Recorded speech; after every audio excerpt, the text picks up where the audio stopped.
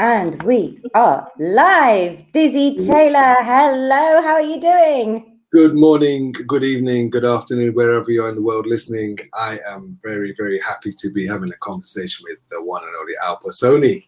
Oh, stop it. We are having loads of people firing up. The numbers are rising and we are live both on YouTube and Facebook. I have been super excited about having this chat with a fellow Gujubantan brother of mine.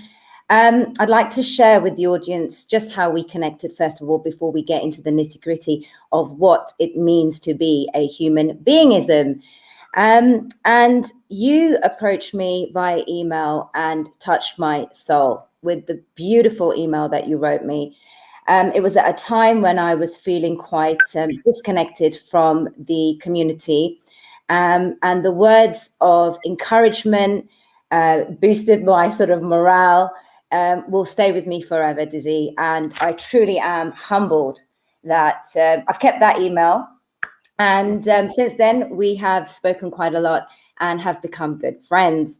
And I've been really impressed with your journey and some of the things that you've been sharing with me about synchronicity. It's the things that I've been speaking about for the last 4 years.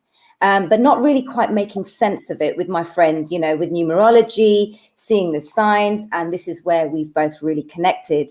So I'd like to share with the audience something that touched my heart, which is a verse that you wrote from your book. Here, everybody. There's loads of people firing up, Dizzy, loads of people connecting. Ooh, you're popular. Revealing the times through explicit rhymes. So you've been what we call or label as woke since you were 19, and you wrote this book. And I'd like to share with the audience the first chapter. Is that okay with you? Go ahead, go ahead. Okay, everyone, it's called The Truth Shall Always Prevail. And it's very fitting for today's times, and you'll see why. So here I go. So this is something about the good, the bad, the happy, the sad, the black and white, the things you see and are out of sight, the pleasure hidden within the pain, and the pleasure you see, which is hiding the strain. So listen to the sound of the profound, underground, lyrically bound, twisted up tale, where the truth will only prevail. Everything you are seeking is seeking you in return. Therefore, everything you want is already yours. All you have to do is become aware of what you already possess, and what you already possess is the truth. Ruth, Jackie, George Michael, Britney Spears, David Beckham, who's to blame? Not the name, not the player, not the game. To say I need to be more tame is lame and a shame to you and your fame. See, what I'm saying is, are you being true? True to who? Well, I'm talking to you and you. When you do what you do, whenever you do, whatever you do. Hold on, that sounds confusing, or maybe amusing to those that heard the word, or did it just sound absurd? See, the moral of the tale is the only truth will prevail. But truth is just a big question mark until you choose to take the path and embark on the journey to find your hidden power, because everybody has it. It's just the question that you have to ask that will take you there so very fast. Before you know it, it'll be in your flow. Where will you be? The star of your own show. Woohoo! Everybody has it down inside a yearning for greatness, a sense of pride. What's the game that you love to play? Is it making cookies or helping people find their way? See, all are chosen and born with a gift. My question to you is, do you need lift? Are you making life and making the choices, or are you on autopilot just listening to those voices? Yes, come on. You know what I'm saying is the voice you can hear every time you think of playing. You can't do that because you're not the right shade. You must say that because you must not get paid. These are all lies in between your ears that you have told yourself over the years. See, the moral of the tale is that only truth will prevail. Go on. Dizzy Tailor, please share with us, what does it mean to advocate being a human-being-ism? Right, well, so Human-Being-Ism came, the actual name, a concept came out of the fact that my father, I've grown up, he's the president of the Hindu Society in Preston. a leader of the community. And growing up, I never ever thought I would be like him. But upon my journey, I came across personal development, realized that I can serve the community. When I was 19, it was mad. I had a really crazy experience, and that led me to figure out and find out why I was born. So at 19, through some crazy stuff, I ended up with some healers and witches and just a lot of the stuff you talk about on your show. I've met all those kind of people when I was 19. Partly because I left home at 17 because I was a naughty boy. My dad sent me to my auntie's house in Hounslow, and I was supposed to have gone and worked in a warehouse for 6 weeks or the summer, but I never came back. I got a job as a hairdresser, and I know what it was. The moment of freedom came because nobody knew I was the president's son. Right.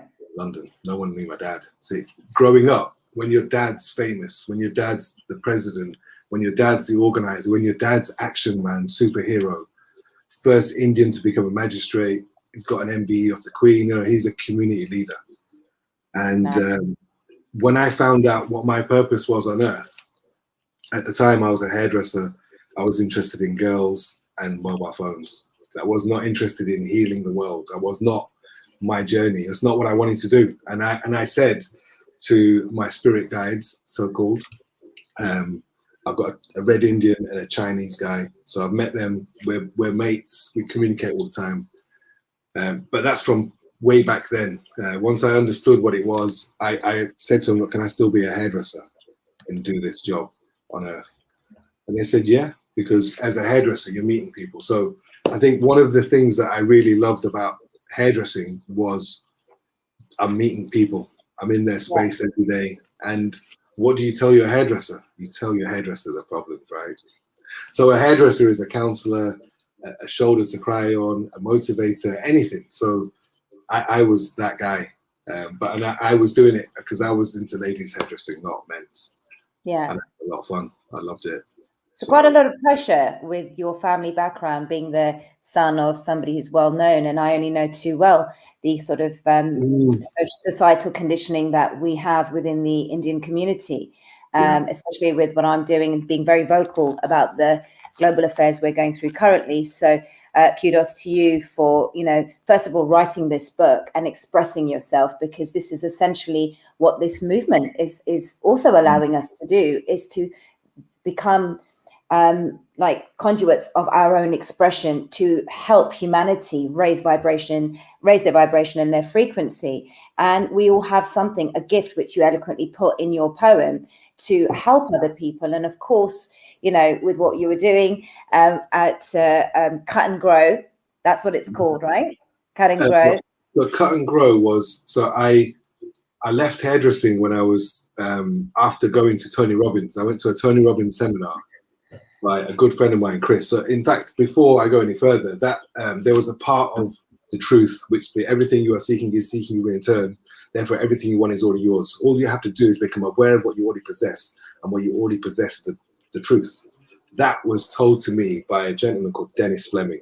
And I met him through one of the barbershops I worked in, and we became great friends. But when he said that to me at the age of 19, I understood it, because my experience was I started seeing things. I was thinking about stuff and it happened. And I was like, isn't that weird that I thought about it, it happened?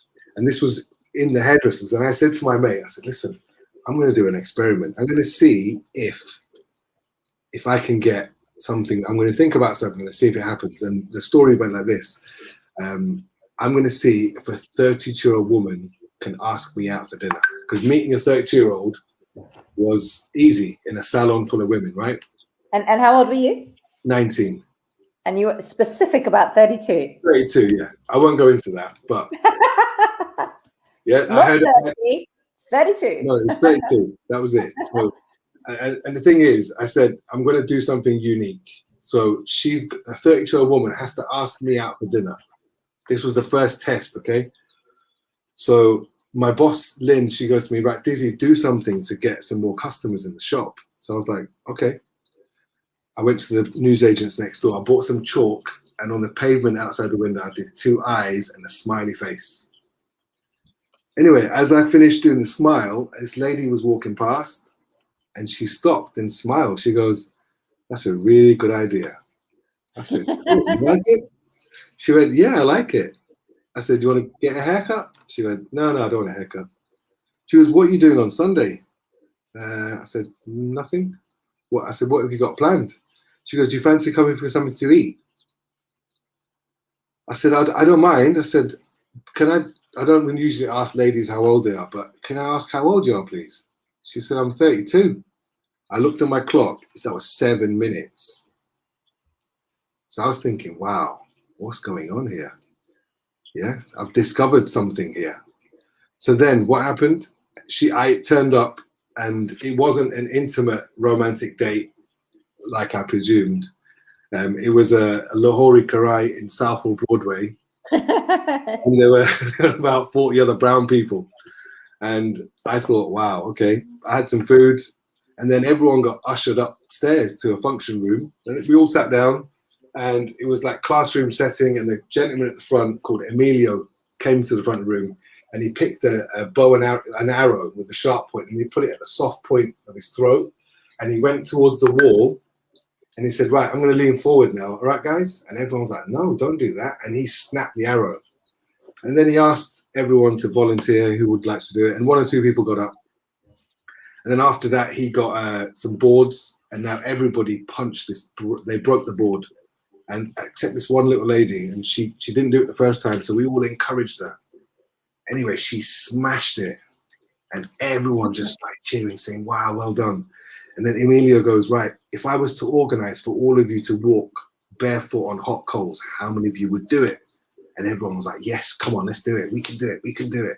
Everyone was so gassed up. It was unbelievable. Anyway, then he disappeared. Everyone sat down, and another guy turned up and he goes, "Right, can everyone get your new skin packs out, please?" So I was the only person in the room that didn't have a pack. So he goes, "Where's your pack, mate?" I said, "I don't have one." He said, "Well, you need to buy one." I said, "How much is it?" He went, £55. I said, "No, thank you, mate. I'm all right, thanks." He goes, "Okay, you can go." I said, "Well, listen, great talk, mate. That was amazing. And thanks for the food. It's great." So I left. But what I found out later on, New Skin are a network marketing MLM company. Right. Further on in life, I got involved with network marketing companies. And what is part and parcel of success in any multi-level or network marketing type company is self-development. You have to develop you as a person. Right. So what that was a training for these guys to sell more products. Yeah. But I went in there and I got, what's the word? I got a turbo boost about a belief and a theory that I had, which was, listen, you think about stuff and it happens, mate. Yeah. And people were like saying to me, "You're crazy." Anyway, I had another theory at the time. And the theory was everybody that I made eye contact with, didn't matter whether it was in a queue, on a bus, anywhere. If I made eye contact with you, I believed I had a message for you or you had a message for me. So we had to talk. And sometimes people said, "Do I know you?" I said, "No." So why are you talking to me then? But that was my northern friendliness. But I got over that. I was still friendly, but I spoke to everybody I made eye contact with. And 9 out of 10 times that person said to me, "Have you read a book called The Celestine Prophecy?" Oh, here we go. I said, "No, I've not read it." But for 2 years, from 19 up until the age of 21, every time I met somebody, they said, "Have you read The Celestine Prophecy?" And I said, No, I haven't.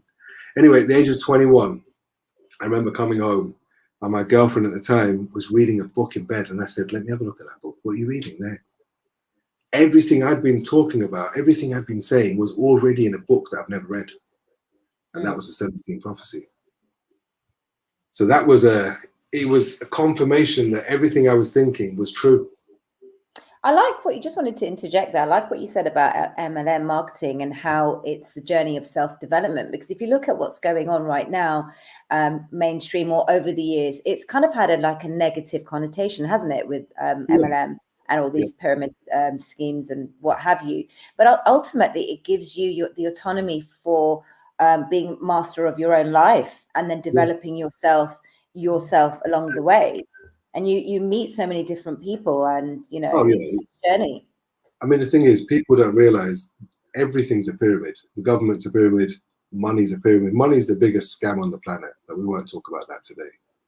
Yeah, we'll do a separate show for that, because I can unload for 2 hours on money. Well, I think as we are drawing to an end of the fiat banking system and entering into the quantum, we really are in changing times, and in magnificent times if we have the eyes to see it, and you do, and you can feel the energy, because you're just feeling very elated and very. I say, as we speak today, I am living the best life I have ever lived.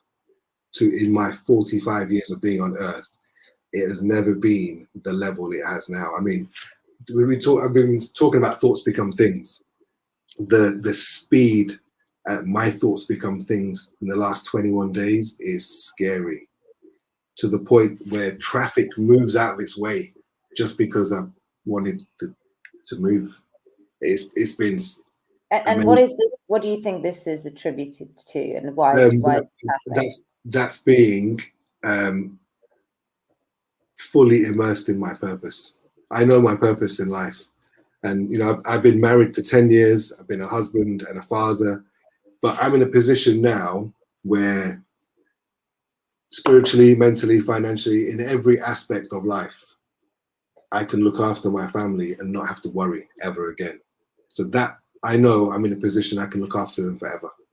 Right. But it hasn't always been an easy journey for you, has it? It's been worth it though, because everything I've gone through makes today the sweetest day possible.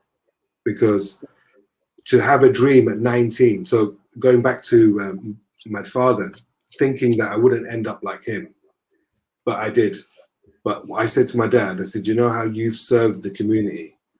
I said, you've served the Gujarati community, and you're a superhero to these people, because he doesn't just give orders. He's the guy who does the cleaning. He'll do the work himself. He's an action man. So I said to her, I'm going to serve the community, but I'm not going to restrict it to Gujaratis. I'm going to restrict it to just human beings, which covers everybody. And I thought to myself, right, you know what? I need to create a title. I need to create, because when I was 21, I went to India, and I went to India as a vegetarian Hindu. I read a life story of Osho Rajneesh, and oh my goodness me, my whole life. Oh yeah, to a level I can only compare to enlightenment, because he doesn't ask you to do anything. Yeah. And the one thing he taught me is the one thing that I swear by. So there's four words in my book. If you have them back to back, it will change your life. Just 4 words, the same 4 words. In fact, can you read? I don't know if you can read it. Can you read one more time? Oh, yeah. It's backwards. Right, so it's actually written backwards. You can only read it in the mirror. So It should. No. Well, that's a shame, but it's the words are "say what you see." So right. you say, I can't read, so that's probably the reason. So the key, the thing I learned from Osho, and it's echoed throughout all present knowledge about being present. Yes. So Osho taught me when I was 21 was to be present. How do you stay present and be aware? So he said, this is the only thing you need to know. He said, the only thing I'm going to ask you to do is how to be present. So if you say what you see, and you say out loud, I can see this, I can see this, I can see whatever you can see. If you say it, you can't be anywhere else but there. Because right now you could hear me, but you could not be here. If you're thinking about next week, tomorrow morning, you're not here, but you're here. Right. So the key to the magic is by saying what you see. So by saying what you see, it will show you how the magic of life is in the now. Yeah? Absolutely. Now, on this arm, it says, see what you say. Because if you see what you say, it will bring home what's true. that your life is what you repeatedly say and do. Okay? So what you I do love there is that. you have a look at what you say and you have a look at what you do. If it doesn't match, so if your Yeah. internal conversation doesn't match what you say on the outside, you'll have an internal conflict. If what Yeah. you say on the outside doesn't match what you do on the outside, you'll have an external conflict. I love that. And I think this is really important for people to understand, because we are going through some, testing times in humanity, the first time ever, Yeah. really. It's a psychological and a spiritual war. And do we have the tools to deal with this correctly? No one got a manual for this. We didn't. But essentially, I love the fact that you're saying it's about being present, because with social media, the distractions that we have, we are always somewhere else. And it's this instant gratification that, has kind of overtaken the focus of our minds through these platforms in such a subliminal way that we haven't even realized that, we are all distracted to some extent. And the key is to get to recalibrate and be back with oneself. And that is essentially being present.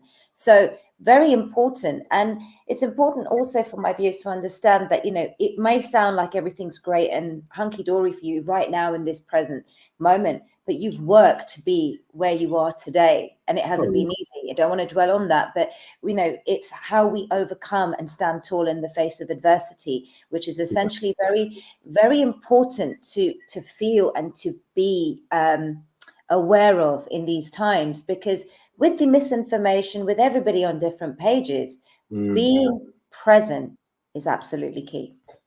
Okay, so being present's good. You know what's even better? Being present to why you were born. Okay. Now, I've practiced a lot of this stuff with my clients over the last 10 years. So I was a motivational speaker in South Africa, did loads of work, did some. We were there at the same time. Yeah, possibly. Yeah. Well, this is one of the things. So when I first saw you on with Charlie Ward, my wife was watching, and I was like, "Oh, who's this? What's she on there for?" Yeah. Anyway, I googled you, right? And I thought, actually, she knows her stuff. And then I saw that you'd been in South Africa at the same time as me, and she's a businesswoman. I thought, okay. Thank you, Jay. If you're watching, Jay and I have been connected for a while. She's been a silent supporter, and I have to acknowledge her because she's a lovely lady. And you know what? There was about 5 Indian people in the journey that I'm taking now that were like kind of on the same page and openly sharing it. So yeah, just well, you know the funniest part. You know the funniest part. Jay and Shin are cousins, right? Their mums and sisters. So yeah, and crazy. Shina's a good friend of mine. So 6 degrees separation, but connection. So I have a theory on that. What how when you say the world's getting smaller, I might as well share it. I've actually shared this theory before. It's called the small world theory, and how can such a big world become so much smaller? Because physically we can only grow so much, right? So check this out. It's only a theory. If you like it, you can have it. But you don't need to quote me. It's free, yeah. So if you think mentally you can grow, and mental growth is width, yeah. You can't see it, but your mental growth will determine how wide you are because of your wisdom. Your spiritual growth will determine your height. So imagine if your height, if the level of your thinking is at such a high frequency that there's no difference between good and bad, because the be all and end all is everything's love, in essence, from the highest. And the lower you go, the less distinction you see. With gravitational pull, a great example that John DeMartini, absolute legend, gangster of a guy. If you want knowledge, mate, Mr. John DeMartini can kick it from every angle. It doesn't matter which angle you want to go. John can dissect it and dissect it and dissect it to the point where you think, okay, I give up, mate. You're just too clever for me. But yeah, so the way he described it, he said, if you imagine a top spinning, well, half of it's black, half of it's white, and you spin it at a high frequency, what do you see? You see gray. But with gravitational pull, it goes black, white, black, white, black, white, black, white, black, white. You only see the difference the lower you go to the ground. Yeah. And I always look at that when I have this bipolar view of life, because we all think we're right. And essentially we are. Everybody's right. But at the same time, you're wrong as well, because it's just your view of things. Yeah, Something is only good because you like it. You know, if you are vegetarian, offering you a bacon sandwich is not good. But somebody who does eat meat, they might like it. So who's right and who's wrong? So good and bad are both illusions of the mind, because but it depends the level of your thought. I used to struggle. So you know how being woke for so long, it's difficult just talking to people on a normal basis. And so many times my wife says, "Can't you just be a normal guy? Can't you just?" And what's normal? What is normal? This is it. But normal, realistically, is someone who watches telly and a part of the matrix and a part of the system. Yeah, and you know, and it's always the eccentric individuals, the misfits, the black sheep of the family, that the ones that didn't get sort of churned out through the system, that didn't go follow academia, or if they did, they couldn't like excel in it because they're, you know, very distracted or had some kind of distractive way of thinking, etc., myself included. I mean, I went through the academic system and I just found that I never had like focus on it, you know, and I don't know how I got through, but it wasn't through any studying. But we are all born with an innate intuitive compass. And this is what we're not taught. You know, we're not taught about just the basic fundamental things that us as humans have the power within. We're born with it. We're creators. Yeah, we're all born creators. And we have completely become desensitized because of a decalcified pineal gland. And, you know, we are so removed from our, you know, inner powers that right now what we're going through globally is now reminding us, you know, the journey way home. Yeah. It's something that I wanted to do based on my purpose in life. I know you call it downloads. You guys, you call it downloads, right? So for me, I'm just receiving information, just different words, right? So, and I was getting downloads from an early age, and I came up with theories, okay? Because I thought, if this is how things work, I need to share this. And it was weird. For 16 years, from the age of 16 to 32, I read 4 books, okay? And I really wanted to write a book, but I had a belief inside that because I have not read many books, I probably won't be able to write one. And I got an E for English. And I thought, how am I going to write a book? And I believed my own bullshit about writing a book. And then it wasn't until one night in Cape Town, I went to the petrol station and I went to buy some bread. And as I got into the petrol station, this black guy turned around, he said something to me. And I said, sorry, mate, I don't understand what you're saying. So he said it the second time, and I said, sorry, mate, I haven't got a clue. The third time, he said it again, and I just said to the cashier, I said, yo, what's this guy saying, man? I haven't got a clue. He goes, he's robbing us. He was pointing a revolver at me. I couldn't see it. The 3 times he spoke to me, I couldn't see the gun. It's actually, I've written about it in my book. What chapter is it? Number 6, looking at a gun. So you know what? I might as well just read it out, because I've never heard anyone read my poem out before. You know, that's a first. I thought it was lovely. Thank you. It was really funny because that first bit that you said, I went to a spoken word night in Cape Town one night, and I knew the girl who ran the night. And I was so inspired by the spoken poets. I was thinking, wow. And I woke up at 4:32 a.m. and I had a rhyme, and I sent the rhyme. It's in the book. I sent a rhyme to Nicole saying, this is the next month, you're going to see me on the stage, breaking out of a cage in a rage. And I put this rhyme and I sent it to her. And then 3 days before the event, I'm thinking, oh shit. I said, I need to write something. So the truth is the first thing I ever wrote. And the maddest thing was, I wrote that. I then performed it. I was absolutely crapping myself.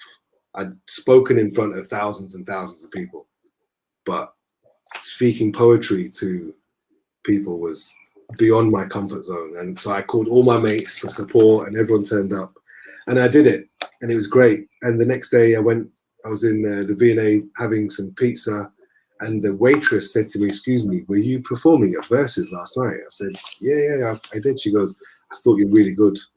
Can you come and perform at my night?" And I was like, "Okay, yeah." So I took her details, and the following week I went to a place in Rondebosch. I didn't tell any of my mates this time. I just thought I'll just go. And as you know, in South Africa, it's very segregated. Yes. Yeah. So when I remember turning up in Cape Town, and my friends were Indian, coloured, and white, and I said, "Why do you not go to that club?" Because that's where the black people go. And I was like, "But yeah, why can't we go?" He goes, "No, that's where they go." And I thought it was really weird. It got to me, but I didn't really have many black friends. And then I forgot what I was saying now. You're going to read something from your book. Yeah. So then, but I sidetracked about the poetry. That led to, I'll just finish the Rondebosch story. So as I got to this bar, it was only black people in the whole bar. It was a massive bar, and I was the only non-black. So I found my friend, and I'm actually shitting it now, thinking, wow, and she goes, "Right, Dizzy, you're going to go first." And I was like, "What? You want me to open up?" Now, I'd written another piece called Attitude for this event. So I performed Attitude, and I wasn't happy with my performance, but I volunteered to open up the second half and absolutely smashed it. So that led to other stuff, to being on TV. But let me tell you about looking at a gun, because this was a moment that changed my life.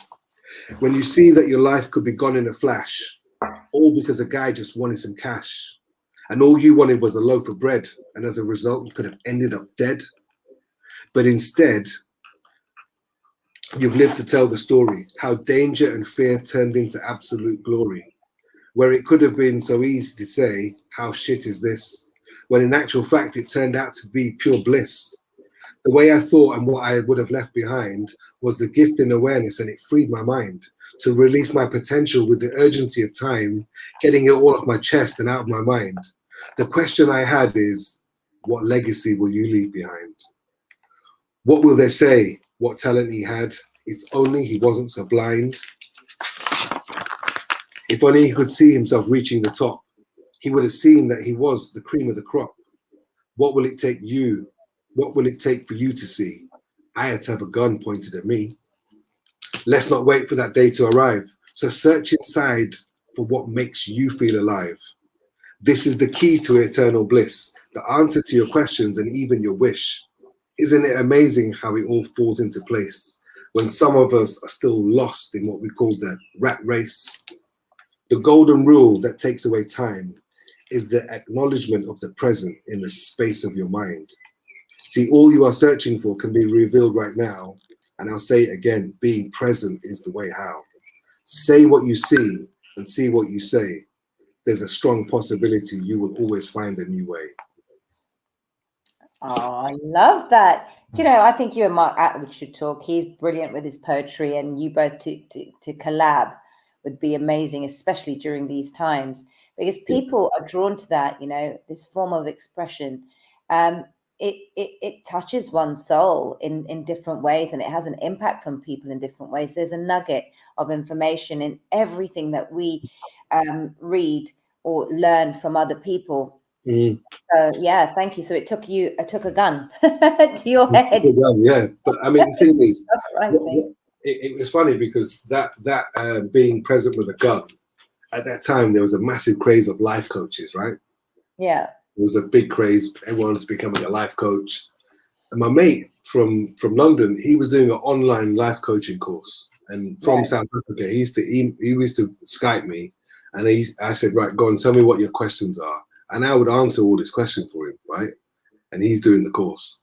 And I said to him, "What a load of rubbish." I said, "Look, if you're going to go to a life coach to sort your life out, you know what? I can sort your life out in 1 minute. Sorry, 30 minutes. One session is all you need, because I'm a death coach." Okay, I said it to a kid the other day. I said to him, "What do you do, mate?" He goes, "I'm only a football coach." I said, "Listen, don't ever use the word only. Don't use only with coaching, okay? A coach." I love that. So he said to me, He said to me, he goes, "What?" He said, "Are you a coach?" I said, "Yeah, I'm a coach." He goes, "What kind of coach are you?" I said, "I'm a death coach." And he's like, "What?" And it's shocking, right? A death coach. So let me explain. I'm the only coach with the only real life guarantee that you're going to die. Yeah, it's the only guarantee in life you're going to die. Okay. So if you're here with me, it means you want to get your life in order. Okay. I'm the no bullshit coach. No pissing about. Yeah. Because write down a list. If you only had 6 months left to live, what would you do? Write a list down. And then once you've written that list, you've got to do it within 2 minutes. Yeah. It's got to be quick. Is everybody listening and taking notes? Because I expect you take all notes, because this will get your life in order quick. This will get you in life quick, get you into life quick. Okay. Once you write that list down of the things that you would do if you only had 6 months left to live, my question to you is, how many of those things are you doing right now? If you're not doing them, can you tell me how you know you've got longer than 6 months to live, please? Yeah. Because I don't know how long I've got left. Nobody knows how long they got left. Realistically, if you do find out how long you got left, to me, you're a lucky individual because you got time to say goodbye. Okay. But then it depends if what you believe. I don't believe you die. Yeah. After that gun experience, I said, you can never kill me. So You I can get like rid of that. my body. You get rid of my body. But what I've left, as far as my book, my material, you can never kill that. Which is why I'm looking at my life. I mean, since the new change and the transition to global empowerment, because that's where we're at now. I'm ready to take on the planet. That's why I'm talking to you on your show, because you're in touch with the world. And if the world is listening, I'm ready. Come on. Because your problems can be solved like this. Because life is an inside job. Once you understand what it is to be a human being. So Human-Being-Ism, how does it work? It's gonna, if you get it, it will change your life. Because everyone has the same stuff, right? Every human being experiences the same thing. There's a line in my book, it says, "You are unique, unlike your problems you will find. They are widespread and common throughout humankind." Whenever you have a problem, you think it's you that's got it. Listen, problems are a sign of life. Yeah. If you're not getting any shit, that means you're not doing anything. Okay. If you're doing something worthwhile, people are going to give you shit. Yeah. Because there are people out there that control everything. And if you have the ability to say, "What? Come on, show me what you've got. I'll show you what I've got. Let's talk." You know, people, you mentioned trolls the other day, right? Trolls, I'm not, my thumbs don't do communicating. Keyboards do not communicate. Get on a Zoom. Let's get in front of me on a call and I'll talk to you. Show me what you've got.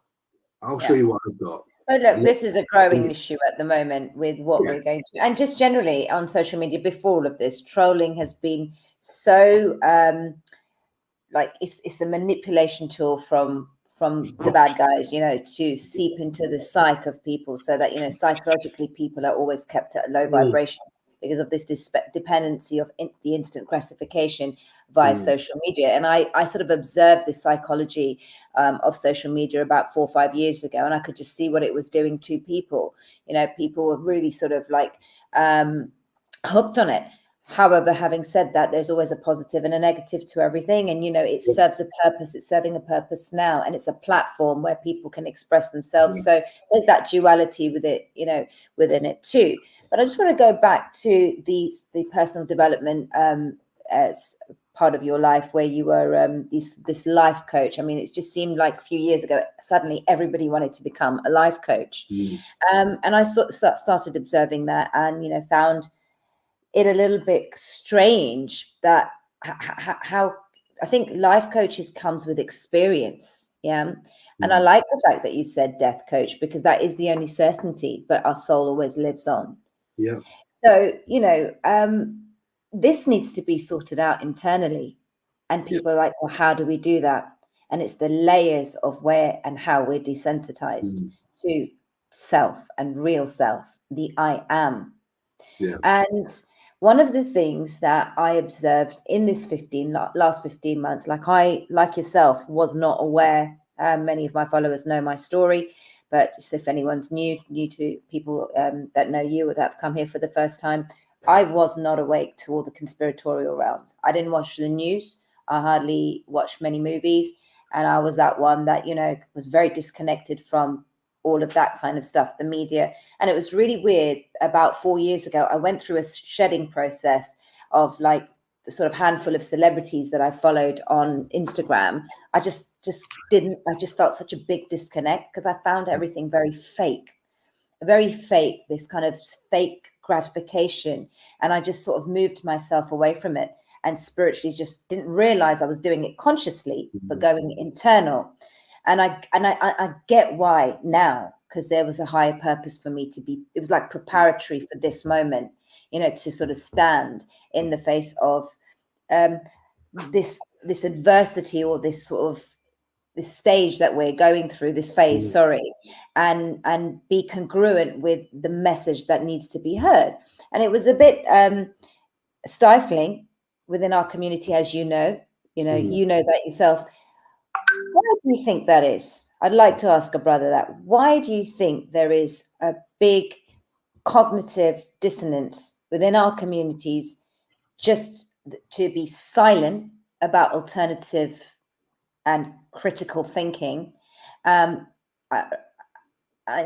just being very, very dismissive. I think it's the fear of being different completely, because I think it's not exclusive to our community. I think it's every community has the small percentage that hasn't been hypnotized by the system. Because see, once you look at what I learned through personal development is there are certain things that every human being is driven, every action you do every single day is driven by two things: the need to avoid pain or the need to gain pleasure. And people will do more to avoid pain than they will to gain pleasure. Sure. Yeah. So the people that control the media, I mean, if you look deep into it, there's a guy called Edward Bernays. They call him the godfather of propaganda. He has set foundations around the world with global organizations on how to control populations. Because people, once you understand how people respond, there's a great book, How to Win Friends and Influence People by Dale Carnegie. Yeah, I've read that. It's a simple understanding of how human beings behave. You talk about somebody to them. If you talk about that themselves, they're going to feel good. Everyone wants to hear about themselves. Certain people don't, and then you understand that they may not be happy with themselves, which is why they don't want to talk about themselves. They don't want to look at themselves. But it's an inside job. You got to look at yourself. And so if people listening are thinking, okay, look, Dizzy, how can I change my life like that? You can, because it's all in here first, right? So understand who you are. And I ask my clients, when I've got someone in for a haircut, so now I became a barber, I've got a guy in for 30 minutes. How do I change his life in 20, 30 minutes? I even tried this, and when I got banned from driving, I used to catch an Uber home, yeah? So in 13 minutes, how can I change this taxi driver's life, yeah? And I did it about 7 or 8 times, where at the end of it, they're saying, brother, who are you? Why can you give me your phone number? I said, listen, I've got a barbershop in town. I'm not giving my number. Cut and grow. Come to Cut and Grow. Well, at Cut and Grow, actually, it was an idea where if you came in for a haircut, you would grow as an individual. Because I love that. I just think you need to tell us a bit more about that. If any hairdressers listening, this is a great advice. It was beyond its time. So this was 11 years ago. I opened a barbershop with men's grooming and loads of personal development books. And I had Les Brown and Tony Robbins in the background. So you couldn't come in unless you wanted. But the thing is, guys don't go to a barbershop to grow. I learned guys want to have banter. So I tried it. Therapy, though, isn't it? It's I mean, the thing is, there's only a certain connection and relatability. Yeah, so it was a great idea. I thought, well, ideally, I need to have a barber who's a coach, and he can coach, because the theory was when you make your New Year's resolution, you need a coach to remind you every month to stay on track. So that was the idea with the barbershop. But not everyone wants to be, not everybody wants to come to the barbers to be serious and grow. The only thing, that's what I learned. So I've learned how to communicate with people. I've learned how to not waste my breath, because defending what you believe when it's different to 99% of the people on the planet that you come across, when you say something and they're like, why are you a weirdo, mate? Why are you saying that? It's like, well, I am, because I am. Yeah, this is it. This is the truth.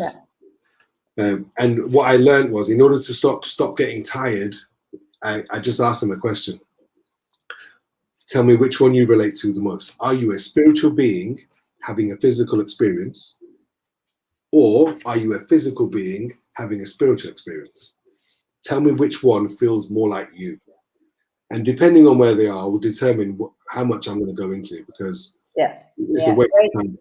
It's absolute waste of time. Waste of my time, waste of your time. You get confused. I get out of breath. I've spoken all this knowledge and nothing's landed. I might as well just vomited on you. But this is the thing: asking the right key questions, and not wasting energy on what will fall on deaf ears, essentially. Another great thing I learned, and this is key things, right? So the quality of your questions will determine the quality. I was just going to say exactly the same thing. It's about clever questioning and the quality of that. Yeah, because absolutely, the best questions have got the best answers. And I used to say to my customers, because some guy comes from my mates are barbers, they'd say, "You just did that guy over, didn't you?" I said, "You just mangled it." Bicharo, the guy he just came for a haircut, and he's left thinking, what is life about? It's just questioning his whole existence. I know. I recollect all those Uber conversations I've had. Yeah, you know, I've even got their numbers, you know. So the question I was going to say, it's asking really good questions. So my customers would say, because you need to know what a good question is and a shit question. So a shit question is, why is my life shit? When you get the answer, it doesn't help you. It only confirms why your life is shit. So don't ask that. That's a shit question. People need to know the difference between a shit question and a good one. Yeah. So asking why you have a problem is a shit question. Yeah. Just make sure. If you ask, why is this happening to me? That's a shit question. That's like saying, why does the sun come up in the east? Knowing the answer does not benefit you in any shape or form. There's no enhancement to your life. Yeah. So the question you have to ask is, how can I have an amazing life? The only answer, the only answer to the question is the answer that you're looking for. And your brain is better than Google. If you go to sleep, ask yourself a question. Trust you.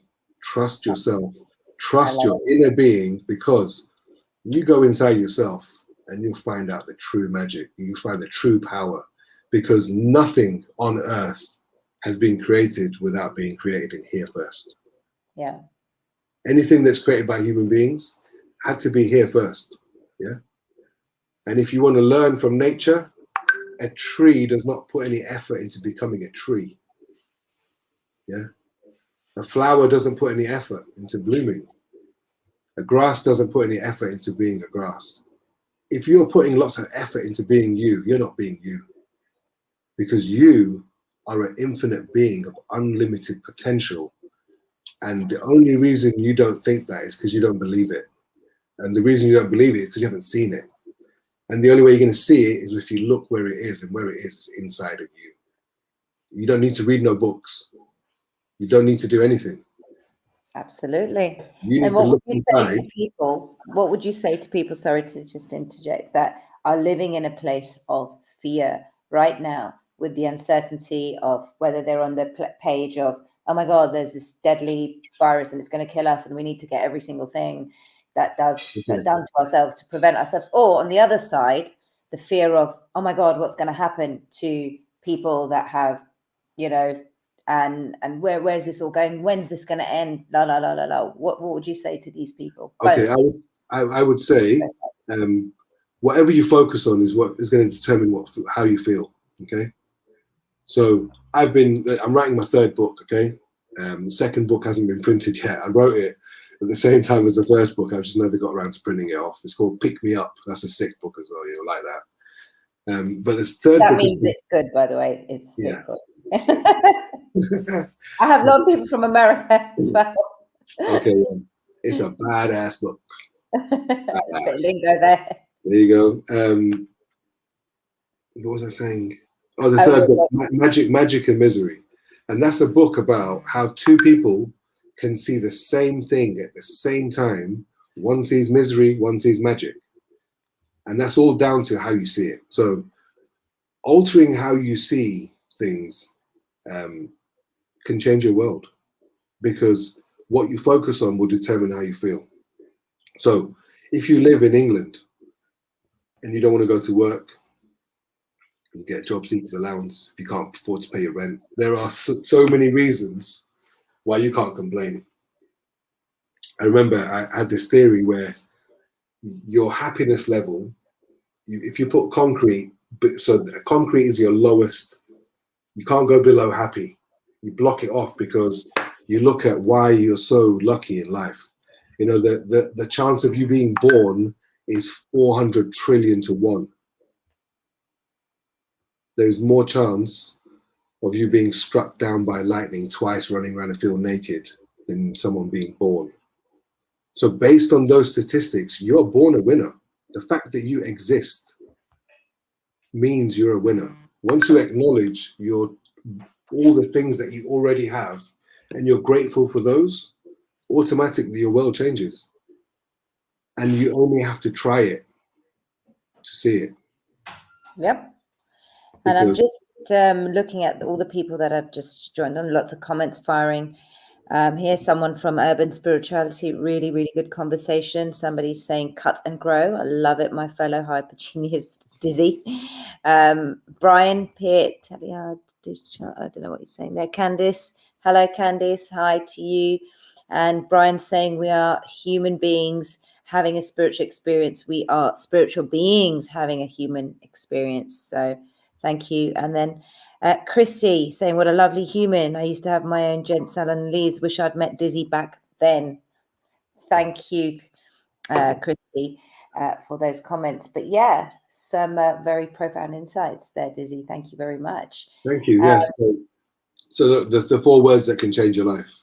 If you say what you see, it will show you how. The magic of life is in the now.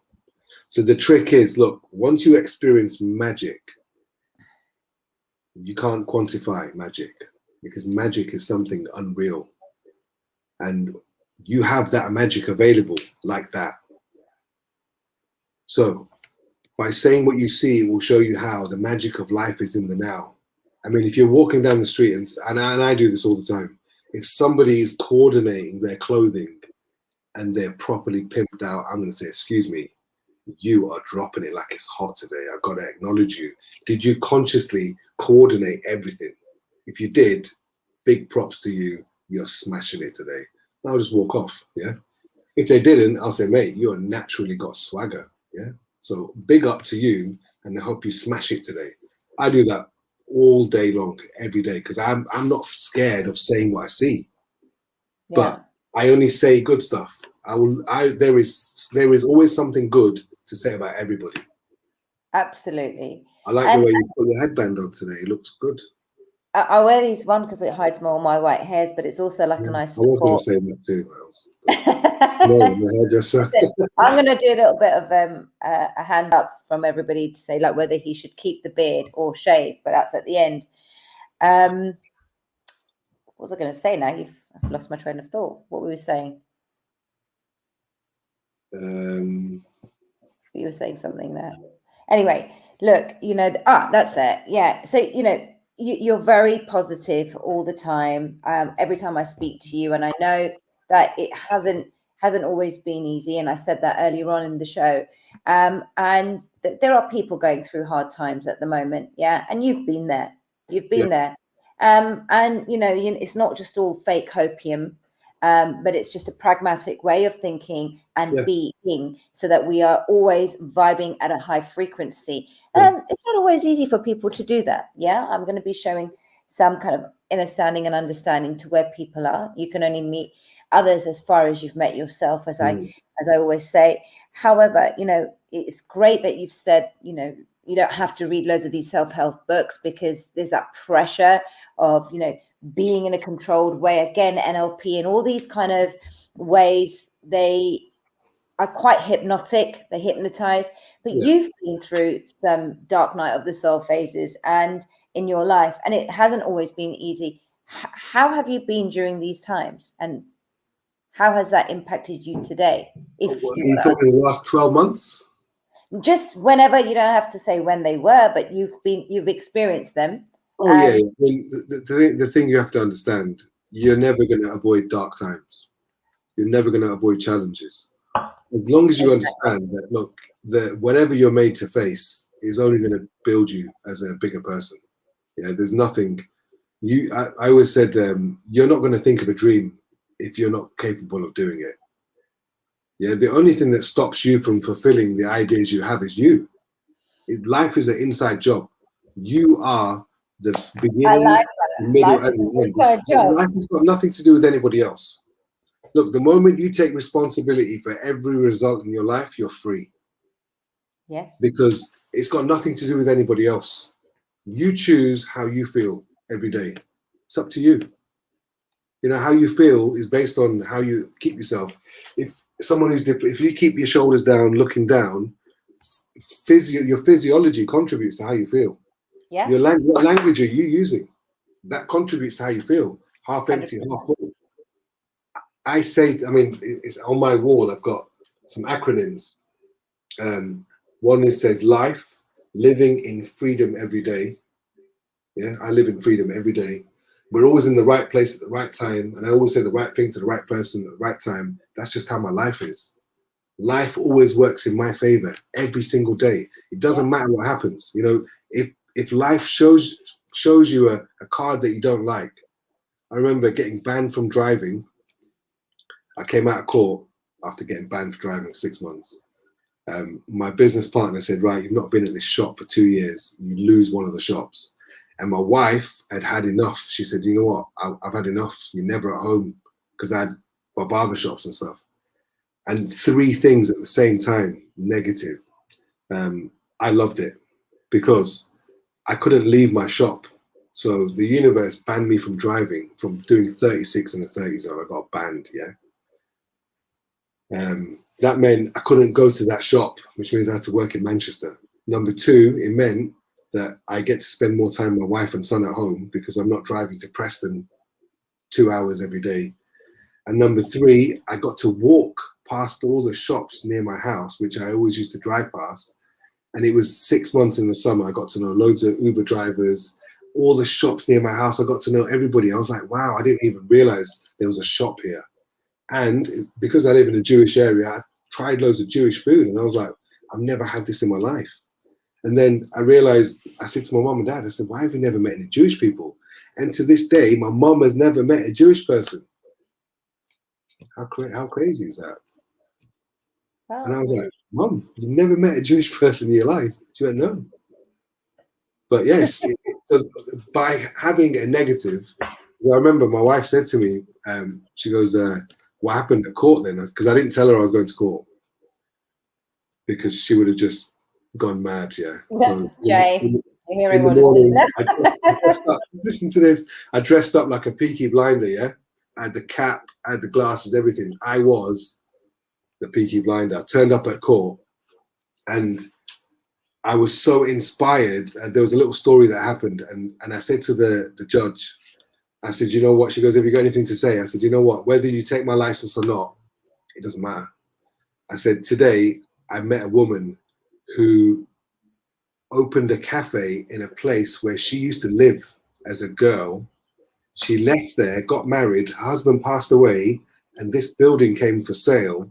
She took it on board, and the food that she made me was the kitchen she grew up in as a little girl. And, it was so inspiring. And I sat and had breakfast there before my court time, and I said to my dad, I said, wow, I feel so honored that I've eaten at this place with this woman at this time. I said to her, I said, that's just the best story I've ever heard. And then I went into court and I said to the woman, I said, listen, you can take my license or not.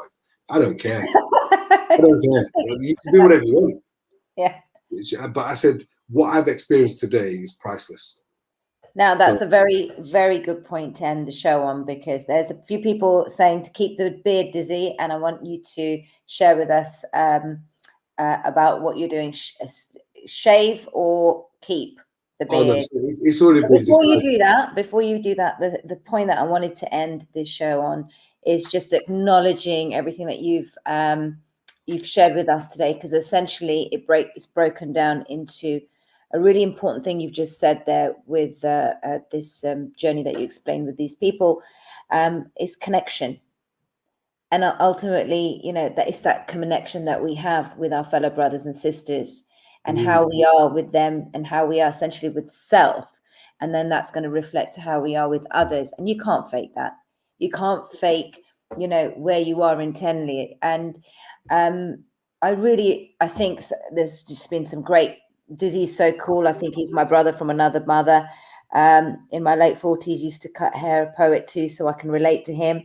That's such a cool beard, and I don't even like beards. Keep it. Okay, so tell us what this campaign or this.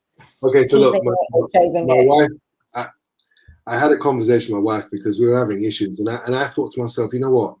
There must be something else on your mind, yeah? And she was scared to talk about my beard because she thought it's really personal to me. But listen, it's just a beard. Kirsty's saying, be a flamingo in a flock of pigeons. I love that, Kirsty. No, but look, so I've had, being a hairdresser, I've had loads of hairstyles. And from 23 to 33, I had a bald head. I didn't have any hair. I just had a little beard. I was Tupac. Yeah, that was me. That was my life. And I didn't grow my hair. I didn't grow my hair until I was 33. And one of my bodyguards in South Africa, he was growing a little patch on the back of his head. I said, Dino, what's that on the back of your head? He goes, I'm going to grow a ponytail at the back. And I was like, yo, that's a good idea, mate. That's a good idea. So I grew in South Africa. I used to brand myself as the genie, but that was my hair at the back. And then that's an actual silhouette of my, I don't know if you can see that. Yeah, in the back, the back of the book. That's a great look. I love that. Yeah. So that was me then. Just a keychain. It was never made. It was never made. But it's funny when I got this done. I had this company called. By the way, are you still selling these books? You sent me a copy. Thank you. I even got a nice. You know what? They're not for sale anymore because what I've got is the last. I'm not here promoting his book, everyone. By the way, it's just that I was very impressed that he wrote it. And so let me just tell you quickly about the book, okay? Because you can never ever finish reading it, okay? The way it was written is you can never ever finish reading it because there's no beginning, there's no middle, there's no end, there's no story, okay? The reason it's wrote the way it's wrote is you can open it at any page at any given time of your life, and it should relate to whatever you're thinking about because there's everything in there. Yeah. Doesn't matter. We're going to speak about this. We're going to be doing like quarterly shows, and there's going to be specific subjects that we're going to home into, which I think is going to be good. I'm so appreciative of some of the messages that we've had. We've had Andrea saying, Alpa, I've missed your podcast so much. So glad you're back. God bless. Thanks to Dizzy also. It's this. We never know the impact that we're having on people. And this is really the purpose for me to connect with like-minded individuals, especially during these times. And the first page that when I just sort of opened it, because this is what I do, was the perception page, and it's just come up again. Yeah. And that's something that I talk about quite often in my shows, is the two things: intention and what is your perception, essentially outlook on life. How are you perceiving a situation? And that's what you're creating, and that's the energy and the frequency that you're creating within your energy field. So, shave or keep? I think most people are saying to keep. I was with Jay to say to shave it, but to be fair, it is cool. It's strictly. It's going to come off. Strictly. No, but it's weird because now the only reason I wasn't cutting it is because it's so long. Do you condition it? Do you put conditioner on it? No, if I put conditioner, it doesn't stay because this isn't a plait, it's a twist, yeah? Imagine. See, if I put conditioner, that won't work. This goes against, look, there's no plait, it's just two, it's a twist. Yeah, that's why I'm busy. Do you remember in Coming to America, that little like tail that you had? You've got two of them here, two little chutleys and one here. The Trinity. The Holy Trinity. Yes. Well, Dizzy, it's been an absolute pleasure. I have been calling Dizzy Dhiren because that's how his email came up. And I'm actually liking calling you Dizzy because you kind of like morphed into that name for me now. I love it. I love everything about you. You know why when I was called Dizzy? I was blonde for many years. I was blonde for 6 years. As a hairdresser, I had blonde hair. And it's true what they say. Blondes have more fun. Trust me. I loved blonde hair. They were the best days. Having blonde hair, just the best. All right, Dizzy, I am going to end this here. Everybody that's watched this, we've had loads of people, great comments. We've just gone on for over an hour. I'm so humbled and grateful. Anything, final words you want to say before we end the show? Remember, life is an inside job and you have the power right now. Yeah, it's all about you. You determine where you go, but go inside yourself and search of who you are, because you are a magnificent being of unlimited potential. Acknowledge it and you can have it. That's all you got to do. Say what you see, yeah, and see what you say. And on that note, friends, all over the world, wherever you're watching this from, thank you for joining in. So can I quickly just say, so the beard, when the beard comes off, the money's going to the children that live in the slums of Delhi. Because my wife said, look, I said, if I'm going to take it off, people have got to benefit. I can't just take it off for no reason. So far we've raised nearly £6,000 for these children. And listen to this, throughout this whole 15 months, all the children that are being looked after by the guys that have created it's a personal development school with yoga, meditation, and they're teaching because the parents don't want to send their children to school because they're from the slums. So what these guys are doing is educating the parents to say, look, you can educate your child and change his mindset so he can get out of the slum. So yeah, everyone's been fed. No one's had a vaccine. They've all stayed healthy. Nobody's died. Everyone's been fed and watered. And everyone that's been supported by World Transformation and the whole organization that I'm working with, and £5 a month will feed a child. So it's already done amazing work. And the beard is coming off because I'm not a beard. Yeah, if you can let go of everything you've ever had, one last thing, okay? It's really powerful. When you can't let go of something, it means you don't think you can get it again. That's the only time you hold on to things. If you live in abundance, you can have anything you want, whenever you want. So you can let go of everything and the universe will give it you back whenever you want. Beautiful. Yeah. And on that note, thank you very much. I think we'll be working together quite a bit, especially where the children's stuff is concerned. We've already had many conversations about that. And until the next time, my friend, and thank you, everyone. Good night. God bless. Lots of love. See you later.